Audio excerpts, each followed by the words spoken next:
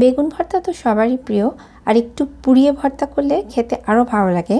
এখানে মাঝারি সাইজের 2টা বেগুন আমি চুলার হাই আঁচে একটু নেড়ে চেড়ে পুড়িয়ে নিচ্ছি। কাঁটা চামচ দিয়ে প্রথমে একটু কেচে নিয়েছি, এরপরে মাইক্রোওয়েভ করেছি 4 মিনিট। তার ফলে বেগুনগুলো একদম নরম হয়ে গেছে।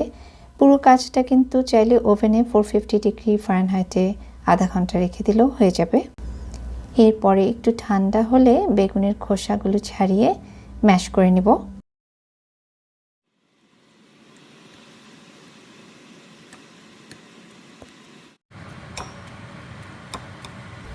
আলাদা একটা ফ্রাই প্যানে শুকনো মরিচ একটু পুড়িয়ে নিয়েছি। তারপরে ছোট লাল পেঁয়াজ বা শ্যালট, কাঁচামরিচ আর বেশি করে ধনেপাতা সর্ষের তেল দিয়ে ভালোভাবে কচলে নেব। আর এরপরে বেগুন ভর্তা করে নেব।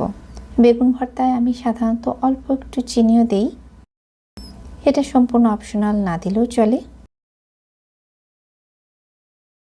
খাঁটি সর্ষের তেল দিতে হবে প্রচুর পরিমাণে, যেন খেতে একটা সুন্দর ঝাঁঝালো ঘ্রাণ আসে।